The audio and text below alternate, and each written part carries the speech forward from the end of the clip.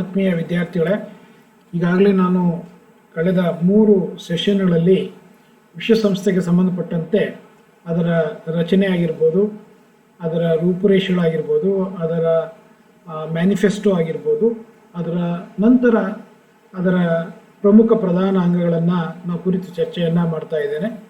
ಭಾಳ ಮುಖ್ಯವಾಗಿ ಈಗಾಗಲೇ 4 ಪ್ರಧಾನ ಅಂಗಗಳನ್ನು ವಿಶ್ವಸಂಸ್ಥೆಗೆ ಸಂಬಂಧಪಟ್ಟಂತೆ ಪ್ರಧಾನ ಅಂಗಗಳನ್ನು ಕುರಿತು ಚರ್ಚೆಯನ್ನು ಮಾಡಿದ್ದೇವೆ. ಅದರಲ್ಲಿ ಮೊದಲನೇದಾಗಿ ಜನರಲ್ ಅಸೆಂಬ್ಲಿ, ಎರಡನೇದಾಗಿ ಭಾಳ ಮುಖ್ಯವಾಗಿ ಸೆಕ್ಯೂರಿಟಿ ಕೌನ್ಸಿಲು, ಮೂರನೇದು ಸೋಷಿಯೋ ಎಕನಾಮಿಕ್ ಕೌನ್ಸಿಲ್ ಅಥವಾ ಎಕನಾಮಿಕ್ ಸೋಷಿಯೋ ಕೌನ್ಸಿಲ್ ಅಂತ ಕೂಡ ಕರಿತೇವೆ. ನಾಲ್ಕನೇದಾಗಿ ಟ್ರಸ್ಟ್ಶಿಪ್ ಅಂದರೆ ಧರ್ಮದರ್ಶಿ ಸಮಿತಿ, ಸಾಮಾನ್ಯ ಸಭೆ, ಭದ್ರತಾ ಸಮಿತಿ ಮತ್ತು ಸಾಮಾಜಿಕ ಆರ್ಥಿಕ ಸಮಿತಿ ಮತ್ತು ಧರ್ಮದರ್ಶಿ ಮಂಡಳಿ. ಈ 4 ಪ್ರಧಾನ ಅಂಗಗಳನ್ನು ಮತ್ತು ಅದರ ಕಾರ್ಯ ರಚನೆಗಳನ್ನು, ಕಾರ್ಯಕ್ರಮಗಳನ್ನು ಕುರಿತು ನಾವು ಈಗಾಗಲೇ ಚರ್ಚೆಯನ್ನು ಮಾಡಿದ್ದೇವೆ. ಈ ಸೆಷನ್ನಲ್ಲಿ ಅಂದರೆ ಇದು 4ನೇ ಪ್ರಮುಖ ಸೆಷನ್ನು. ಇದರಲ್ಲಿ ಇನ್ನೂ 2 ಪ್ರಧಾನ ಅಂಗಗಳೇನಿದ್ದಾವೆ ಅವುಗಳನ್ನು ಈ ಸೆಷನ್ನಲ್ಲಿ ನಾವು ಮುಗಿಸುವಂಥ ಪ್ರಯತ್ನವನ್ನು ನಾವು ಮಾಡ್ತಾ ಹೋಗೋಣ ಅನ್ನುವಂಥ. ವಿಶ್ವಸಂಸ್ಥೆ ನಿಂತಿರುವುದೇ ಪ್ರಮುಖ ಪ್ರಧಾನ ಅಂಗಗಳ ಕಾರ್ಯಚಟುವಟಿಕೆಗಳ ಮೇಲೆ. ಇಲ್ಲಿ ಯಾವುದೇ ಒಂದು ಅಂಗ ಅದು ಮುಖ್ಯ, ಇದು ಮುಖ್ಯ ಅನ್ನುವಂಥದ್ದಲ್ಲ. ಎಲ್ಲವೂ ಕೂಡ ಒಂದಲ್ಲ ಒಂದು ರೀತಿಯಲ್ಲಿ ಅದರ ಯಶಸ್ಸಿನ ಹಿಂದೆ ದೊಡ್ಡ ಪ್ರಯತ್ನಗಳು, ಈ ಅಂಗಗಳ ಪಾತ್ರ ಇದೆ ಅನ್ನುವಂಥದ್ದನ್ನು ನಾವಿಲ್ಲಿ ಗಮನಿಸಬೇಕಾಗುತ್ತೆ ಅನ್ನುವಂಥದ್ದು. ಇಲ್ಲಿ ಬಹಳ ಮುಖ್ಯವಾಗಿ ನಾವಿಲ್ಲಿ ಚರ್ಚೆ ಮಾಡುವಂಥದ್ದು ಈ ಒಂದು ಸೆಷನ್ನಲ್ಲಿ ಅಂದರೆ ಇಂಟರ್ನ್ಯಾಷನಲ್ ಕೋರ್ಟ್ ಆಫ್ ಜಸ್ಟಿಸ್ ಅನ್ನುವಂಥದ್ದು. It is judicial organ of the UNO. ವಿಶ್ವಸಂಸ್ಥೆಯ ಒಂದು ನ್ಯಾಯಾಂಗ ಇದು. ಯಾವುದೇ ಒಂದು ವ್ಯವಸ್ಥೆಯಲ್ಲಿ ನಾವು ಕಾರ್ಯಾಂಗವನ್ನು, ಶಾಸಕಾಂಗವನ್ನು ನೋಡುವ ಹಾಗೆ ನಾವು ಇಲ್ಲಿಯೂ ಕೂಡ ಪ್ರಧಾನವಾಗಿ ಶಾಸಕಾಂಗವನ್ನು ಕೂಡ ಇಲ್ಲಿ ನಾವು ಗಮನಿಸ್ತಾ ಹೋಗ್ತೇವೆ ಅನ್ನೋಂಥದ್ದು. ಬೇರೆ ಬೇರೆ ಚಟುವಟಿಕೆಗಳಿಗೆ ಸಂಬಂಧಪಟ್ಟಂತೆ ಕಾರ್ಯಾಂಗ ರೂಪಿಸ್ಕೊಂಡಿದೆ, ಶಾಸಕಾಂಗಗಳನ್ನು ರೂಪಿಸ್ಕೊಂಡಿದೆ. ಹಾಗೆ ಅದೆಲ್ಲಕ್ಕಿಂತಲೂ ಮುಖ್ಯವಾಗಿ ಅಂತಾರಾಷ್ಟ್ರೀಯ ಸಂಬಂಧಗಳು ಗಟ್ಟಿಯಾಗಿ ಇನ್ನೂ ಇದ್ದಾವೆ ಅಂದರೆ ಅದಕ್ಕೆ ರಾಷ್ಟ್ರಗಳ ಮಧ್ಯೆ ಉತ್ತಮ ಸಮಸ್ಯೆಗಳನ್ನು ಬಗೆಹರಿಸುವ ನಿಟ್ಟಿನಲ್ಲಿ ಉತ್ತಮ ಬಾಂಧವ್ಯವನ್ನು ಏರ್ಪಡಿಸುವಲ್ಲಿ ಅಂತಾರಾಷ್ಟ್ರೀಯ ನ್ಯಾಯಾಲಯ ಬಹಳ ಪ್ರಧಾನ ಪಾತ್ರ ವಹಿಸುವಂಥದ್ದನ್ನು ನಾವಿಲ್ಲಿ ಕಾಣ್ತಾ ಹೋಗ್ತೇವೆ ಅನ್ನೋದು. ಹಾಗಾಗಿ it is very judicial organ of UNO ಅನ್ನೋದು. It is the highest and great international court in the world. ಇಡೀ ವಿಶ್ವದಲ್ಲಿಯೇ ಅತ್ಯಂತ ಉನ್ನತ ಸ್ಥಾನದಲ್ಲಿರುವಂಥ ನ್ಯಾಯಾಲಯ ಅನ್ನೋದಾದರೆ ಅದು ಅಂತಾರಾಷ್ಟ್ರೀಯ ನ್ಯಾಯಾಲಯ ಅನ್ನುವಂಥದ್ದು. ಯಾಕೆಂದರೆ ಇದು ಕೇವಲ ಕೆಲವೇ ರಾಷ್ಟ್ರಗಳಿಗೆ ಸಂಬಂಧಪಟ್ಟದ್ದಲ್ಲ. ಇಡೀ ವಿಶ್ವದ 193 ರಾಷ್ಟ್ರಗಳ ಮಧ್ಯೆ ನಡೆಯುವಂಥ ಅನೇಕ ಥರದ ಕಲಹಗಳಾಗಿರ್ಬೋದು, ಜಲ ಸಮಸ್ಯೆಗಳಾಗಿರ್ಬೋದು, ಅಥವಾ ಇನ್ಯಾವುದೋ ಸಮಸ್ಯೆಗಳಾಗಿರ್ಬೋದು, ಗಡಿ ಸಮಸ್ಯೆ ಆಗಿರ್ಬೋದು, ಇವುಗಳನ್ನು ಹೇಗೆ ನಿರ್ವಹಿಸುತ್ತೆ ಅನ್ನುವಂಥದ್ದು ಬಹಳ ಮುಖ್ಯವಾಗಿ ನಾವಿಲ್ಲಿ ಕಾಣುವಂಥದ್ದನ್ನು ನಾವು ನೋಡ್ತಾ ಹೋಗ್ತೇವೆ ಅನ್ನೋದು. ಸೊ ಇಂಥ ಅಂತಾರಾಷ್ಟ್ರೀಯ ನ್ಯಾಯಾಲಯ ಹೇಗೆ ಕಾರ್ಯನಿರ್ವಹಿಸುತ್ತೆ ಮತ್ತು ಅದರ ರಚನೆ ಹೇಗಿದೆ ಅನ್ನುವಂಥದ್ದು ಕೂಡ ಬಹಳ ಮುಖ್ಯವಾಗಿ ನಾವಿಲ್ಲಿ ತಿಳ್ಕೊಳ್ಬೇಕಾಗುತ್ತೆ ಅನ್ನುವಂಥದ್ದು. ಈ ಅಂತಾರಾಷ್ಟ್ರೀಯ ನ್ಯಾಯಾಲಯದಲ್ಲಿ it consists of 15 judges who are elected by general assembly by the recommendation of security council by the term of 9 years. 9 ವರ್ಷಗಳ ಕಾಲಾವಧಿಗಾಗಿ ಅಂತಾರಾಷ್ಟ್ರೀಯ ನ್ಯಾಯಾಲಯದಲ್ಲಿ 15 ಜನ ನ್ಯಾಯಾಧೀಶರನ್ನು ನಾವು ನೋಡ್ತೇವೆ. ಸೊ ಈ 15 ಜನ ನ್ಯಾಯಾಧೀಶರು ವಿಶ್ವದ ನಾನಾ ರಾಷ್ಟ್ರಗಳಲ್ಲಿ ನ್ಯಾಯಾಂಗದಲ್ಲಿ ಸಾಕಷ್ಟು ಅನುಭವ ಇರುವಂಥವರು, ಸಾಕಷ್ಟು ಹೆಸರು ಮಾಡಿದಂಥವರು, ಹಿರಿಯ ಅನುಭವಿಗಳನ್ನು, ಜಡ್ಜ್ಗಳನ್ನು ಈ ಅಂತಾರಾಷ್ಟ್ರೀಯ ನ್ಯಾಯಾಲಯಕ್ಕೆ ಆಯ್ಕೆ ಮಾಡುವಂಥ ಒಂದು ಪದ್ಧತಿಯನ್ನು ನಾವು ಕಾಣ್ತಾ ಹೋಗ್ತೇವೆ. ಸೊ ಯಾವ್ಯಾವ ರಾಷ್ಟ್ರಗಳಿಂದ ಯಾರನ್ನು ಆಯ್ಕೆ ಮಾಡಬೇಕು, ಯಾರನ್ನು ಗುರುಸ್ಬೇಕು ಅನ್ನುವಂಥದ್ದು ಬಹಳ ಮುಖ್ಯವಾಗಿ ಒಂದು ಜನರಲ್ ಅಸೆಂಬ್ಲಿ ಇದೆಯಲ್ಲ, ಸಾಮಾನ್ಯ ಸಭೆ, ಅದು ಈ ಕಾರ್ಯವನ್ನು ಮಾಡುತ್ತಾ ಹೋಗುತ್ತೆ. ಯಾವುದೇ ಒಂದು ನೇಮಕ ಆಗಲಿ, ಯಾವುದೇ ಒಂದು ಹೊಸದಾಗಿ ಸದಸ್ಯರ ನೇಮಕ ಮಾಡುವಂಥ ಜವಾಬ್ದಾರಿ ಜನರಲ್ ಅಸೆಂಬ್ಲಿ ಎಷ್ಟು ಮುಖ್ಯನೋ ಅದನ್ನು ಮಾನ್ಯ ಮಾಡುವಂಥದ್ದು ಭದ್ರತಾ ಸಮಿತಿಯ ದೊಡ್ಡ ಕೆಲಸ ಅನ್ನೋದು. ಹಾಗಾಗಿ ಅಂತಾರಾಷ್ಟ್ರೀಯ ಮಟ್ಟದ ಒಂದು ನ್ಯಾಯಾಲಯ ಅತ್ಯಂತ ಯಶಸ್ವಿ ಕಾರ್ಯನಿರ್ವಹಿಸುವಂಥದ್ದನ್ನು ನಾವು ಗಮನಿಸೋದಾದರೆ 15 ಜನ ನ್ಯಾಯಾಧೀಶರು ಇದರಲ್ಲಿ ಕಾರ್ಯವನ್ನು ನಿರ್ವಹಿಸುವಂಥದ್ದು. ಇವರ ಅಧಿಕಾರ ಅವಧಿ 9 ವರ್ಷ ಇರುತ್ತೆ ಅನ್ನುವಂಥದ್ದನ್ನು ನಾವು ನೋಡ್ತೇವೆ. ಸೊ 9 ವರ್ಷಗಳ ಕಾಲಾವಧಿಯ ಮುಗಿದ ಮೇಲೆ ಮತ್ತೆ ಉಳಿದಂತೆ ಬೇರೆ ಬೇರೆ ಯಾರನ್ನು ಆಯ್ಕೆ ಮಾಡಬೇಕು ಅನ್ನುವಂಥದ್ದು ಭದ್ರತಾ ಸಮಿತಿ ಮತ್ತು ಜನರಲ್ ಅಸೆಂಬ್ಲಿ ಕಾರ್ಯನಿರ್ವಹಿಸುವಂಥದ್ದನ್ನು ನಾವು ಕಾಣ್ತಾ ಹೋಗ್ತೇವೆ ಅನ್ನುವಂಥದ್ದು. ಸೊ ಇದರ ಜೊತೆಗೆ ಇನ್ನೊಂದು ಬಹಳ ಮುಖ್ಯವಾಗಿ ಗಮನಿಸುವಂಥದ್ದು ಏನು ಅಂದರೆ ಇದರ ಕಾರ್ಯ ಚಟುವಟಿಕೆಗಳು ಎಲ್ಲಿ ನಡೆಯುತ್ತೆ ಅನ್ನುವಂಥದ್ದು ಬಹಳ ಮುಖ್ಯ. ಸೊ ಸೊ ಇದಕ್ಕೆ ಯಾವುದೇ ಒಂದು ಅಂಗ ಆಗಲಿ, ಪ್ರಧಾನ ಅಂಗ ಆಗಲಿ ಅಥವಾ ಉಪ ಅಂಗ ಆಗಲಿ ಅಥವಾ ಇಡೀ ವ್ಯವಸ್ಥೆಯಲ್ಲಿ ನಾವು ಭಾಳ ಮುಖ್ಯವಾಗಿ ಅದರ ಕಚೇರಿ ಭಾಳ ಮುಖ್ಯ ಆಗ್ತಾ ಹೋಗುತ್ತೆ.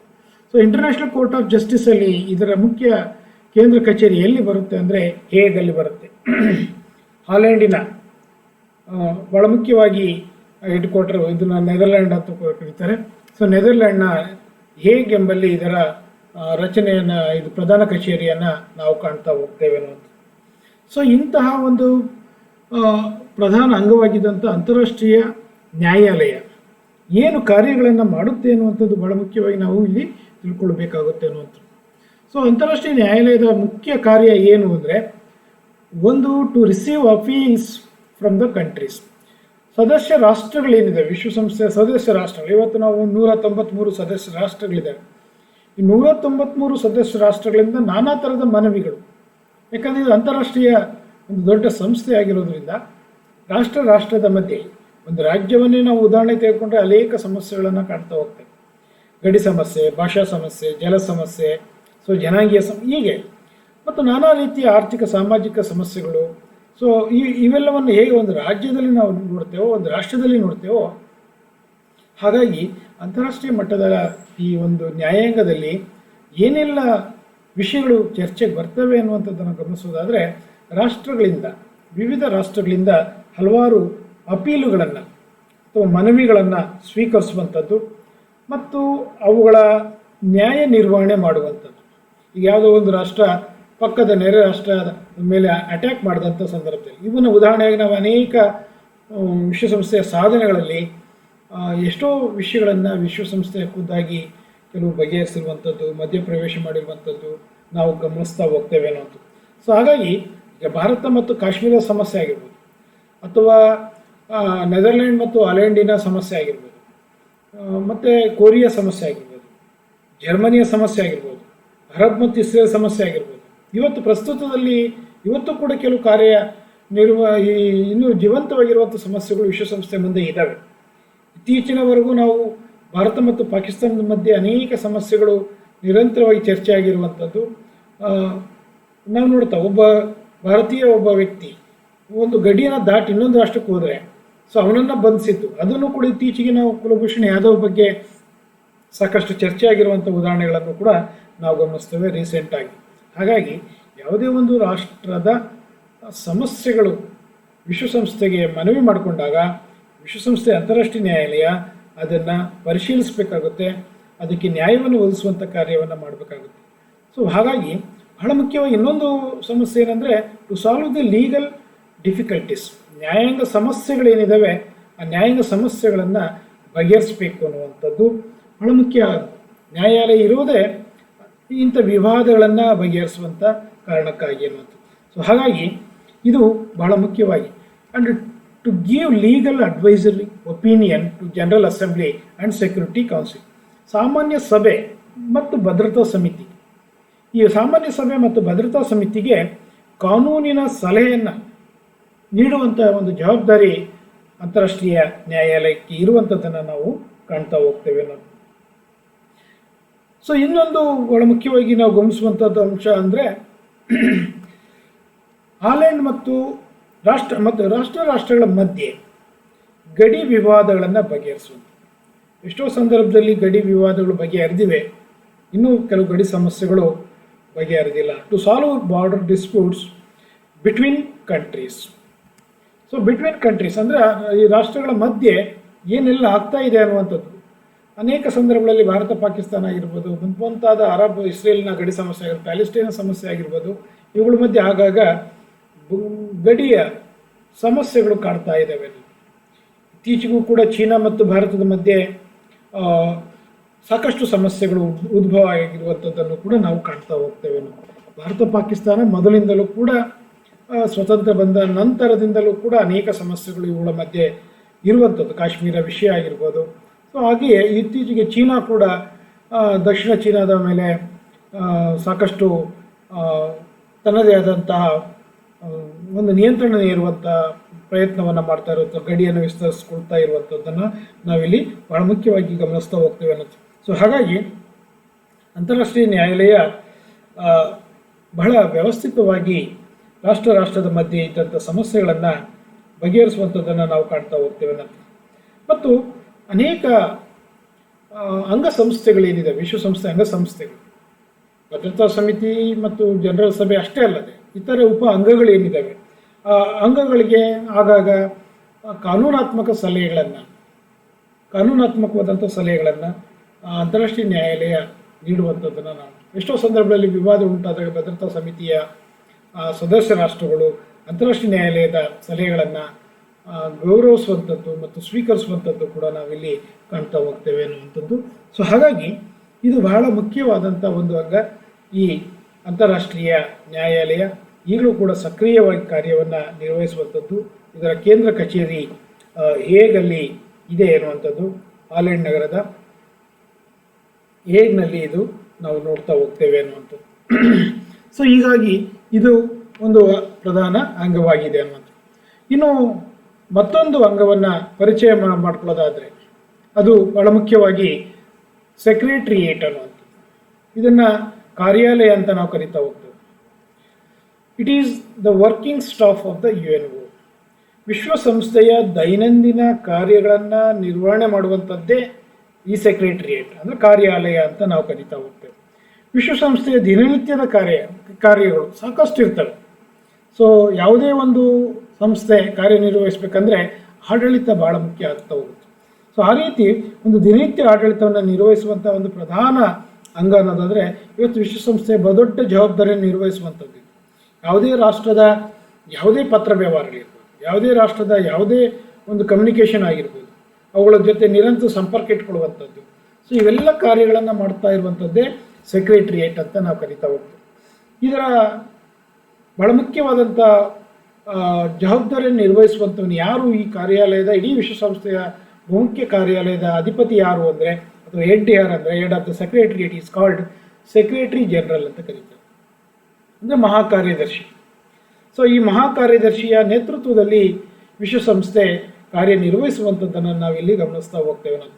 ಮತ್ತು ಈ ವಿಶ್ವಸಂಸ್ಥೆಯ ಈ ಕಾರ್ಯಾಲಯ ಏನಿದೆಯಲ್ಲ, ದಿಸ್ ಹೆಡ್ ಕ್ವಾರ್ಟರ್ ಈಸ್ ನಾವು ನ್ಯೂಯಾರ್ಕ್, ಅಮೇರಿಕಾದ ನ್ಯೂಯಾರ್ಕ್ ಸಿಟಿಯಲ್ಲಿ ಇದರ ಕೇಂದ್ರ ಕಚೇರಿಯನ್ನು ನಾವು ಕಾಣ್ತಾ ಹೋಗ್ತೇವೆ ನಾವು. ಈ ಸೆಕ್ರೆಟರಿ ಜನರಲ್ ಅಂತ ನಾನೇನು ಹೇಳಿದೆ, ಮಹಾಕಾರ್ಯದರ್ಶಿ. ಸೊ ಈ ಮಹಾಕಾರ್ಯದರ್ಶಿ ಇಡೀ ಕಾರ್ಯಾಲಯದ ಮುಖ್ಯಸ್ಥ ಅಂತಲೇ ನಾವು ಕರೀತಾ ಹೋಗ್ತೇವೆ. ಇವನ ಅಧಿಕಾರಾವಧಿ 5 ವರ್ಷ. ಈ 5 ವರ್ಷದ ಕಾರ್ಯವನ್ನು ನಿರ್ವಹಿಸುವಂಥ ಒಬ್ಬ ಸಮರ್ಥ ಅಂತಾರಾಷ್ಟ್ರೀಯ ಮಟ್ಟದ ಒಬ್ಬ ರಾಜನೀತಿಜ್ಞನನ್ನು, ಆಡಳಿತಗಾರನನ್ನು ಗುರುತಿಸಿ ವಿಶ್ವಸಂಸ್ಥೆ ನಿರ್ವಹಿಸ್ಕೊಂಡು ಹೋಗಬೇಕಾದಂಥ ಜವಾಬ್ದಾರಿಯನ್ನು ನಿರ್ವಹಿಸುತ್ತೆ ಈ ಸೆಕ್ರೆಟರಿ ಜನರಲ್ಗೆ ಅನ್ನೋದು. ಸೊ ಇಂಥ ಸೆಕ್ರೆಟರಿ ಜನರಲನ್ನು ಬಹಳ ಮುಖ್ಯವಾಗಿ ಯಾರು ನೇಮಕ ಮಾಡ್ತಾರೆ ಅಂದರೆ ಇವನನ್ನು ಸಾಮಾನ್ಯ ಸಭೆ ಮತ್ತು ಭದ್ರತಾ ಸಮಿತಿ ಆದೇಶದಂತೆ ಇವನ ಕಾರ್ಯ ನೇಮಕವಾಗ್ತಾನೆ ಅನ್ನೋದು. The head of the secretariat is called secretary general which is appointed by general assembly on the recommendation of security council. ಯಾವುದೇ ನೇಮಕ ಆದರೂ ಕೂಡ ಇಂಥವ್ರನ್ನ ಮಾಡಬೇಕು ಅನ್ನುವಂಥದ್ದು ವಿಶ್ವಸಂಸ್ಥೆಯ ಸಾಮಾನ್ಯ ಸಭೆಯಲ್ಲಿ ನಿರ್ಣಯ ಆಗುತ್ತೆ. ಅದರಲ್ಲಿ 2/3 ಮೆಜಾರಿಟಿ ಬರಬೇಕಾಗುತ್ತೆ. ಆ 2/3 ಮೆಜಾರಿಟಿಯನ್ನು ಇಟ್ಕೊಂಡು ಅದನ್ನು ಭದ್ರತಾ ಸಮಿತಿಗೆ ಇಂಥವರನ್ನು ನಾವು ಆಯ್ಕೆ ಮಾಡಿದ್ದೇವೆ. ಯಾಕೆಂದರೆ ವಿಶ್ವಸಂಸ್ಥೆ ಸಾಮಾನ್ಯ ಸಭೆಯಲ್ಲಿ ಇಡೀ 193 ಸದಸ್ಯ ರಾಷ್ಟ್ರಗಳಲ್ಲಿ ಪ್ರತಿನಿಧಿಸ್ತಾರೆ. ಪ್ರತಿಯೊಂದು ರಾಷ್ಟ್ರಗಳಿಂದ 5 ಜನ ಪ್ರತಿನಿಧಿಗಳು ಬಂದರೂ ಕೂಡ ಒಂದು ರಾಷ್ಟ್ರಕ್ಕೆ ಒಂದೇ ಓಟ್ ಇರುತ್ತೆ. 193 ರಾಷ್ಟ್ರಗಳು ಇಂಥವ್ರ ಆಯ್ಕೆ ಆಗಬೇಕು, ಇಂಥವ್ರು ಆಗ್ಬೋದು ಅಂತ ಹೇಳಿದರೆ ಅದಕ್ಕೆ ಸಾಕಷ್ಟು ಜನ ಸ್ಪರ್ಧಿಗಳಿರ್ತಾರೆ. ಬೇರೆ ಬೇರೆ ರಾಷ್ಟ್ರಗಳಿಂದ ನಮ್ಮ ರಾಷ್ಟ್ರದಿಂದ ಇಂಥವ್ರು ಇರಲಿ, ನಮ್ಮ ರಾಷ್ಟ್ರದಿಂದ ಇಂಥವ್ರು ಇರಲಿ ಅಂತ ಅನೇಕ ಸಾರಿ ಸೂಚನೆಗಳು ಕೊಡ್ತಾರೆ. ಆದರೆ ಅಂತಿಮವಾಗಿ ನಿರ್ಣಯವನ್ನು ಕೈಗೊಳ್ಳುವಂಥದ್ದು ಜನರಲ್ ಅಸೆಂಬ್ಲಿಯಲ್ಲಿ. ಸೊ ಜನರಲ್ ಅಸೆಂಬ್ಲಿ ಯಾರನ್ನು ಸೂಚನೆ ಮಾಡುತ್ತೆ, ಅದು on the recommendation of security council. ಒಂದೊಂದು ಸರಿ ಅದನ್ನು ಸೆಕ್ಯೂರಿಟಿ ಕೌನ್ಸಿಲ್ ನಿರಾಕರಿಸ್ಬೋದು. ಅದರಲ್ಲಿ ಏನು 5 ಕಾಯಂ ರಾಷ್ಟ್ರಗಳಿದ್ದಾವೆ, ಆ 5 ಕಾಯಂ ರಾಷ್ಟ್ರಗಳು ತನ್ನದೇ ಆದಂಥ ವೀಟೋ ಅಧಿಕಾರವನ್ನು ಚಲಾಯಿಸಿ ಅಲ್ಲಿಯೂ ಕೂಡ ಇಂಥವ್ರು ಬೇಡ, ಇಂಥವ್ರು ಬೇಕು ಅನ್ನುವಂಥ ಅಧಿಕಾರವನ್ನು ಚಲಾಯಿಸುವ ಸಾಧ್ಯತೆಗಳು ಇರ್ತವೆ. ಸೊ ಆ ಕಾರಣಕ್ಕಾಗಿ ಈ ಭದ್ರತಾ ಸಮಿತಿ ಬಹಳ ಮುಖ್ಯವಾದಂಥ ಪಾತ್ರ ಇಲ್ಲಿ ವಹಿಸುವಂಥದ್ದನ್ನು ನಾವು ಕಾಣ್ತಾ ಹೋಗ್ತೀವಿ. ಯಾವ ಸಂದರ್ಭದಲ್ಲಿ ಅಂದರೆ ಸೆಕ್ರೆಟರಿ ಜನರಲ್ನ ನೇಮಕದಲ್ಲಿ ಅನ್ನುವಂಥದ್ದು. ಹಾಗಾಗಿ ಈ ಮಹಾಕಾರ್ಯದರ್ಶಿಯ ಅಧೀನದಲ್ಲಿ ಇಡೀ ವಿಶ್ವಸಂಸ್ಥೆಯ ದೊಡ್ಡ ಸ್ಟಾಫೇ ಇರುತ್ತೆ. ಇಡೀ ಆಡಳಿತ ಸಿಬ್ಬಂದಿನೇ ಇವನ ಅಧೀನದಲ್ಲಿ ಕಾರ್ಯವನ್ನು ನಿರ್ವಹಿಸಬೇಕಾಗುತ್ತೆ. ಅವನ ಕೆಳ ಹಂತದಲ್ಲಿ ಅನೇಕ ಉನ್ನತ ಹುದ್ದೆಗಳು ಕೂಡ ನಾವು ಕಾಣ್ತಾ ಹೋಗ್ತೇವೆ. ಅದರ ಅಡಿಯಲ್ಲಿ ಒಂದಷ್ಟು ಕಾರ್ಯನಿರ್ವಹಿಸುವಂಥ ಅಧಿಕಾರಿಗಳನ್ನು ಕೂಡ ನಾವು ಇಲ್ಲಿ ಕಾಣ್ತಾ ಹೋಗ್ತೇವೆ ಅನ್ನುವಂಥದ್ದು. ಸೊ ಹೀಗಾಗಿ ಇಂಥ ಒಬ್ಬ ಮಹಾ ಕಾರ್ಯದರ್ಶಿ ಏನು ಕಾರ್ಯಗಳು ಮತ್ತು ಸೆಕ್ರೆಟರಿಯೇಟ್ ಕೆಲಸ ಏನು ಮಾಡುತ್ತೆ ಅನ್ನುವಂಥದ್ದು ಬಹಳ ಮುಖ್ಯವಾಗಿ ನಾವಿಲ್ಲಿ ಚರ್ಚೆಯನ್ನು ಮಾಡಬೇಕಾಗಿರುವಂಥದ್ದು. ವಿಶ್ವಸಂಸ್ಥೆಯ ಬಹಳ ಮುಖ್ಯವಾದಂಥ ಈ ಸೆಕ್ರೆಟರಿಯೇಟ್ ಏನಿದೆಯಲ್ಲ, ಇದು ಏನೇನು ಕಾರ್ಯನಿರ್ವಹಿಸುವಂಥದ್ದು. ನಾನು ಇಲ್ಲಿ ಕಾಮನ್ ಆಗಿ ಒಂದು 4-5 ಪಾಯಿಂಟ್ಸನ್ನು ಹೇಳಿದ್ದೇನೆ. ಆದರೆ ಅದಾಚೆಗೂ ಕೂಡ ಅನೇಕ ವಿಷಯಗಳನ್ನು ನಾನು ನಿಮಗೆ ಇಲ್ಲಿ ಪಡಿಸುವಂಥ ಪ್ರಯತ್ನವನ್ನು ನಾನು ಮಾಡ್ತೇನೆ. ವಿಶ್ವಸಂಸ್ಥೆಯ ದೈನಂದಿನ ಕಾರ್ಯಗಳನ್ನು to make annual progress report to UNO and to submit to general assembly and to assist all bodies of UNO. ಮೂರನೇದು to call meetings and take decision, collect the records of the organs, to look after the daily administrative works of UNO, budget and control the ಮುಖ್ಯವಾಗಿ ಇದು ಬಹಳ ಮುಖ್ಯವಾಗಿ ನಾವಿಲ್ಲಿ ಗಮನಿಸುವಂಥದ್ದನ್ನು ನಾವು ನೋಡ್ತಾ ಹೋಗ್ತೇವೆ. So control the staff ಅಂತ ನಾವು ಹೇಳ್ತೀವಿ. ಸೊ ವಿಶ್ವಸಂಸ್ಥೆ ದಿನನಿತ್ಯ ಕಾರ್ಯವನ್ನು ನಿರ್ವಹಿಸುವಂಥದ್ದು ಇಂದು ಬಹಳ ಮುಖ್ಯವಾದಂಥ ಒಂದು ಕಾರ್ಯ ಅನ್ನುವಂಥದ್ದು. ವಿಶ್ವಸಂಸ್ಥೆಯ ಕಾರ್ಯಕಲಾಪಗಳ ಬಗ್ಗೆ ಸಾಮಾನ್ಯ ಸಭೆಗೆ ವರದಿಯನ್ನು ಸಲ್ಲಿಸುವಂಥದ್ದು. ವಿಶ್ವಸಂಸ್ಥೆ ಏನು ಕಾರ್ಯನಿರ್ವಹಿಸುತ್ತೆ ಅನ್ನುವಂಥದ್ದನ್ನು ವರದಿ ಕೊಡುವಂಥದ್ದೇ ಇದರ ಬಹಳ ಮುಖ್ಯವಾದಂಥ ಕಾರ್ಯ. ವಿಶ್ವಸಂಸ್ಥೆ ಎಲ್ಲ ದಾಖಲೆಗಳನ್ನು ಆಲ್ ರೆಕಾರ್ಡ್ಸ್ ಆಫ್ ಆರ್ಗನ್ಸ್, ವಿಶ್ವಸಂಸ್ಥೆ ಎಲ್ಲ ದಾಖಲೆಗಳನ್ನು ಇಡುವಂಥದ್ದು ಸಂಗ್ರಹಿಸುವಂಥದ್ದು. ಸೊ ಹಾಗಾಗಿ ಇದಕ್ಕೆ ಏನಂತ ಕರೀತಾರೆ ಅಂದರೆ ದಾಖಲೆಗಳ ಕಚೇರಿ, ದ ಆಫೀಸರ್, ರೆಕಾರ್ಡ್ ಆಫೀಸ್ ಅನ್ನುವಂಥದ್ದೇ ಇದನ್ನು ಕರೆಯುವಂಥದ್ದನ್ನು ನಾವು ನೋಡ್ತಾ ಹೋಗ್ತೇವೆ. ಮತ್ತು ವಿಶ್ವಸಂಸ್ಥೆ ಎಲ್ಲ ಅಂಗಗಳ ಕೆಲಸ ಕಾರ್ಯಗಳಿಗೆ ನೆರವನ್ನು ನೀಡುವಂಥ to assist all bodies of UNO. ವಿಶ್ವಸಂಸ್ಥೆಯ ಎಲ್ಲ ಅಂಗಗಳು, ಸಾಮಾನ್ಯ ಸಭೆ ಆಗಿರ್ಬೋದು, ಇತರೆ ಆರ್ಥಿಕ ಮತ್ತು ಸಾಮಾಜಿಕ ಸಮಿತಿ ಆಗಿರ್ಬೋದು, ಧರ್ಮದರ್ಶಿ ಸಮಿತಿ ಆಗಿರ್ಬೋದು, ಅಂತಾರಾಷ್ಟ್ರೀಯ ನ್ಯಾಯಾಲಯಕ್ಕೆ ಸಂಬಂಧಪಟ್ಟಂತೆ ಆಗಿರ್ಬೋದು, ಇವುಗಳಿಗೆ ಸಾಕಷ್ಟು ಸಲಹೆ ಸೂಚನೆಗಳನ್ನು ಕೊಡುವಂಥದ್ದು ಕೂಡ ನಾವಿಲ್ಲಿ ಕಾಣ್ತಾ ಹೋಗ್ತೇವೆ. ಅಂದರೆ ಅದರ ಕಾರ್ಯಗಳಲ್ಲಿ ಇದು ತನ್ನದೇ ಆದಂಥ ಪಾತ್ರವನ್ನು ವಹಿಸುವಂಥದ್ದನ್ನು ನಾವು ನೋಡ್ತಾ ಹೋಗ್ತೇವೆ. ಮತ್ತು ಅಂತಾರಾಷ್ಟ್ರೀಯ ಸಮಸ್ಯೆಗಳ ಬಗ್ಗೆ ಕೆಲವೊಂದು ಉಪಯುಕ್ತ ವಿಷಯಗಳನ್ನು ಸಂಗ್ರಹಿಸಿ ಏನು ಮಾಡುತ್ತೆ, ಸಾಮಾನ್ಯ ಸಭೆ ಮತ್ತು ಭದ್ರತಾ ಸಮಿತಿಯ ಗಮನಕ್ಕೆ ತರುತ್ತೆ. ಅನೇಕ ವಿಷಯಗಳಲ್ಲಿ ಕೇವಲ ಯಾವುದೋ ಒಂದು ಅಂಗ ಅಷ್ಟೇ ಕಾರ್ಯನಿರ್ವಹಿಸೋಕ್ಕೆ ಸಾಧ್ಯ ಆಗಲ್ಲ. ಸೆಕ್ರೆಟರಿ ಜನರಲ್ ಆಗಿರ್ಬೋದು ಅಥವಾ ಕಾರ್ಯಾಲಯದ ಕಾರ್ಯ ಏನಂದರೆ ಇಂಥ ಅನೇಕ ಗಂಭೀರ ವಿಷಯಗಳನ್ನು ಸಾಮಾನ್ಯ ಸಭೆಯ ಗಮನಕ್ಕೆ ತರುವಂಥದ್ದು, ಭದ್ರತಾ ಸಮಿತಿಯ ಗಮನಕ್ಕೆ ತರುವಂಥ ಪ್ರಯತ್ನ ಈ ಕಾರ್ಯಾಲಯ ಮಾಡ್ತಾ ಬಂದಿರುವಂಥದ್ದನ್ನು ನಾವು ಕಾಣ್ತಾ ಹೋಗ್ತೇವೆ ಅನ್ನೋದು. ಜೊತೆಗೆ ವಿಶ್ವಸಂಸ್ಥೆಯ ಎಲ್ಲ ಆಡಳಿತಾತ್ಮಕ ಕೆಲಸಗಳು ಮತ್ತು ಆಯವ್ಯಯ, ಅದಕ್ಕೆ ನಾನು ಬಜೆಟ್ ಅಂತ ನಾನಿಲ್ಲಿ ಗುರುತಿಸಿದ್ದೇನೆ, ಬಜೆಟ್, ಆಯವ್ಯಯ ಮತ್ತು ಸಿಬ್ಬಂದಿಯ ನಿಯಂತ್ರಣ, ಟು ಕಂಟ್ರೋಲ್ ದ ಸ್ಟಾಫ್, ಸಿಬ್ಬಂದಿಯ ನೇಮಕ ಆಗಿರ್ಬೋದು, ಅವ್ರಿಗೆ ಬಡ್ತಿ ಆಗಿರ್ಬೋದು, ಅವ್ರಿಗೆ ವೇತನ ನಿಗದಿಪಡಿಸುವಂಥದ್ದಾಗಿರ್ಬೋದು. ಸೊ ಈ ಎಲ್ಲ ಕಾರ್ಯಗಳು ಕೂಡ ಇದಕ್ಕೆ ಸಂಬಂಧಪಟ್ಟಂಥದ್ದು. ಯಾಕಂದರೆ ಒಂದೊಂದು ಅಂಗ ನಾವು ಪ್ರಧಾನವಾಗಿ ಅಂಗ ಆಗಿದ್ದು ಉಪ ಅಂಗಗಳಾಗಿರ್ಬೋದು, ಇವುಗಳೆಲ್ಲ ಅಷ್ಟು ಬಹಳ ವಿಶ್ವವ್ಯಾಪಿ ಇರುವಂಥ ಸಂಘಟನೆಗಳು ಮತ್ತು ಏಜೆನ್ಸಿಗಳನ್ನು ನೋಡ್ತೇವೆ, ಸಮಿತಿಗಳನ್ನು ನೋಡ್ತೇವೆ, ಉಪಾಂಗಗಳನ್ನು ನೋಡ್ತೇವೆ. ಅದು ಬಹಳ ಅಚ್ಚುಕಟ್ಟಾಗಿ ತನ್ನ ಕಾರ್ಯವನ್ನು ನಿರ್ವಹಿಸ್ತಾ ಇದೆ ಅಂದರೆ ಅದಕ್ಕೆ ಸೆಕ್ರೆಟರಿಯೇಟ್ನ ಕಾರ್ಯ ಬಹಳ ಮೆಚ್ಚುಗೆಯನ್ನು ನಾವು ವ್ಯಕ್ತಪಡಿಸಬೇಕಾಗುತ್ತೆ ಅನ್ನುವಂಥದ್ದು. ಹಾಗಾಗಿ ವಿಶ್ವಸಂಸ್ಥೆ ಎಲ್ಲ ಆಡಳಿತಾತ್ಮಕ ಕೆಲಸಗಳನ್ನು ನಿರ್ವಹಿಸುವಂಥದ್ದು, ಆಯವ್ಯಯವನ್ನು ಮಾಡುವಂಥದ್ದು, ಸಿಬ್ಬಂದಿಯನ್ನು ನಿಯಂತ್ರಿಸುವಂಥ ಕಾರ್ಯ ಕೂಡ ಇದು ಬಹಳ ಮುಖ್ಯವಾಗಿ ನಾವು ಮಾಡ್ತಾ ಬರುತ್ತೆ ಅನ್ನುವಂಥದ್ದು. ಇದೆಲ್ಲ ಅಲ್ಲದೆ ಸೆಕ್ರೆಟರಿಯೇಟ್ ಬಹಳ ಮುಖ್ಯವಾಗಿ ವಿಶ್ವಸಂಸ್ಥೆ ಗೌರವ ಘನತೆಯನ್ನು ಎತ್ತಿ ಹಿಡಿಯುವಂಥದ್ದು, ವಿಶ್ವಸಂಸ್ಥೆಯ ಗೌರವ ಘನತೆ, ಶಾಂತಿ ಕಾಪಾಡುವಂಥದ್ದು, ಭದ್ರತೆಯನ್ನು ಕಾಪಾಡುವಂಥದ್ರಲ್ಲಿ ಇವುಗಳು ತಮ್ಮದೇ ಆದಂಥ ಆಡಳಿತ ಸಿಬ್ಬಂದಿಯ ಪಾತ್ರ ಬಹಳ ವಿಶೇಷವಾಗಿರುವಂಥದ್ದನ್ನು ನಾವು ಕಾಣ್ತಾ ಹೋಗ್ತೇವೆ. ಸೊ ವಿಶ್ವಸಂಸ್ಥೆ ಸ್ಥಾಪನೆ ಆದಾಗಿನಿಂದ ಇಲ್ಲಿಯವರೆಗೆ ನಿರಂತರವಾಗಿ ಸೆಕ್ರೆಟರಿ ಜನರಲ್ಗಳು ಬಹಳ ಕಾರ್ಯನಿರ್ವಹಿಸುವಂಥದ್ದನ್ನು ನಾವು ನೋಡ್ತಾ ಹೋಗ್ತೇವೆ.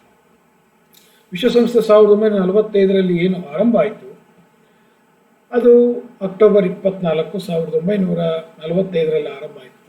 ಅಂದಿನಿಂದ ಇಂದಿನವರೆಗೆ ವಿಶ್ವಸಂಸ್ಥೆಯನ್ನು ಯಶಸ್ವಿಯಾಗಿ ನಿರ್ವಹಿಸ್ಕೊಂಡು ಹೋಗುವಂಥ ಬಹುದೊಡ್ಡ ಜವಾಬ್ದಾರಿ ನಿರ್ವಹಿಸುವಂಥವರೇ ಸೆಕ್ರೆಟರಿ ಜನರಲ್ ಅನ್ನುವಂಥದ್ದು. ಸೊ ಈ ಸೆಕ್ರೆಟರಿ ಜನರಲ್ಗಳ ಪಟ್ಟಿಗೆ ಬಂದರೆ ನಾವು ಮೊಟ್ಟ ಮೊದಲಿಗೆ 1946ರಿಂದ ನಾವು ಸೆಕ್ರೆಟರಿ ಜನರಲ್ಗಳನ್ನು ನೇಮಕ ಮಾಡಿರುವಂಥ ದಾಖಲೆಗಳನ್ನು ನಾವು ನೋಡ್ತಾ ಹೋಗ್ತೀವಿ. ಫಸ್ಟು ನಾರ್ವೆ ದೇಶದ ಟ್ರೆಗ್ ವೆಲೆ, ಇವನು 1946ರಿಂದ 53ವರೆಗೆ ವಿಶ್ವಸಂಸ್ಥೆಯ ಜನರಲ್ ಸೆಕ್ರೆಟರಿ ಆಗಿದೆ, ಅಂದರೆ ಮಹಾ ಕಾರ್ಯದರ್ಶಿಯಾಗಿ ಕಾರ್ಯನಿರ್ವಹಿಸಿದೆ.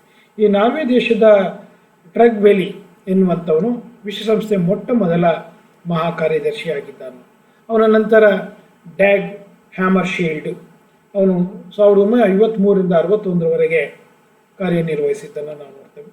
ಅವನ ನಂತರ ಉತಾಂಟ್, ಬರ್ಮಾ ದೇಶಕ್ಕೆ ಸೇರಿದಂಥ ಉತಾಂಟ್ 1961ರಿಂದ 1971ರವರೆಗೆ 2 ಟರ್ಮ್, ನಾವು ಇಲ್ಲಿ ಸುಮಾರು 10 ವರ್ಷಗಳ ಅವಧಿಯನ್ನು ನೋಡ್ತೇವೆ. ಅಂದರೆ ಅಲ್ಲಿ 2 ಟರ್ಮ್ಗೆ, ಅಂದರೆ 2 ಅವಧಿಗೆ ಇವರು ಕಾರ್ಯದರ್ಶಿಯ ಕಾರ್ಯನಿರ್ವಹಿಸಿದರು. ಅಂದರೆ ಒಂದು ಟರ್ಮನ್ನು ಮುಗಿಸಿ ಇನ್ನೊಂದು ಟರ್ಮಿಗೆ ಮಾಡ್ತಾರೆ ಅಂದರೆ 2ನೇ ಅವಧಿಗೂ ಕೂಡ ಅವ್ರು ಮುಂದುವರೆದ್ರು. ಅಂದರೆ ಅವರು ವಿಶ್ವಸಂಸ್ಥೆಯ ಕಾರ್ಯದರ್ಶಿಯಾಗಿ ಅತ್ಯಂತ ಯಶಸ್ವಿಯಾಗಿ ಕಾರ್ಯನಿರ್ವಹಿಸಿದವ್ರನ್ನ ಮಾತ್ರ ಗುರುತಿಸುವಂಥದ್ದು. ಮತ್ತು ಎಲ್ಲ ಸದಸ್ಯ ರಾಷ್ಟ್ರಗಳಿಂದ ಅವರು ಒಪ್ಪಿಗೆಯನ್ನು ಕೂಡ ಪಡೆದಿರ್ತಾರೆ.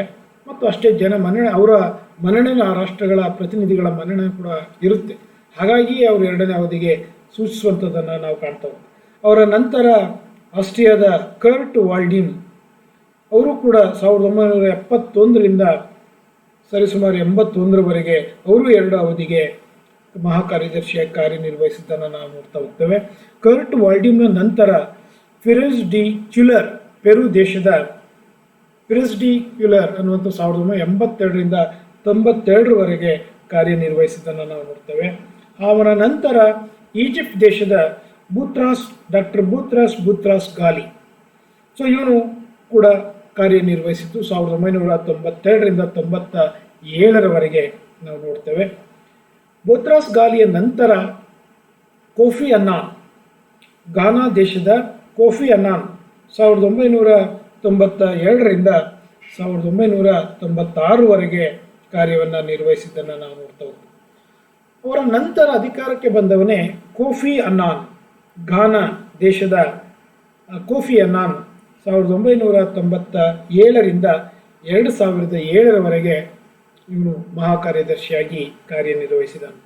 2007ರಿಂದ ಕೊರಿಯಾ ದೇಶದ ಬಾನ್ ಕಿ ಮೂನ್ ಮಹಾ ಕಾರ್ಯದರ್ಶಿಯಾಗಿ ಕಾರ್ಯವನ್ನು ನಿರ್ವಹಿಸಿದ್ದನ್ನು ನಾವು ನೋಡ್ತೇವೆ.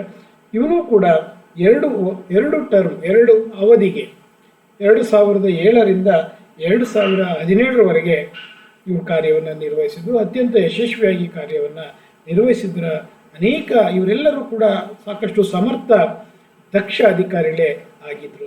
ಇವತ್ತು ವಿಶ್ವಸಂಸ್ಥೆ ಇಷ್ಟೆಲ್ಲ ಸಕ್ರಿಯವಾಗಿ ಯಶಸ್ವಿಯಾಗಿ ನಡೀತಾ ಇದೆ ಅಂದರೆ ಈ ಮಹಾ ಕಾರ್ಯದರ್ಶಿಗಳು ಕೈಗೊಂಡಂಥ ಕಾರ್ಯಗಳು, ಅವರ ಅನುಭವ, ಅವರ ಚಾಕಚಕ್ಯತೆ ಮತ್ತು ಶಾಂತಿ ಮತ್ತು ಭದ್ರತೆಯನ್ನು ಕಾಪಾಡುವಲ್ಲಿ ಅವರು ಮಾಡಿದಂಥ ಶ್ರಮ ಅದು ಹಿಂದೆ ಇದೆ ಅನ್ನುವಂಥದ್ದನ್ನು ನಾವಿಲ್ಲಿ ಗಮನಿಸ್ಬೋದು.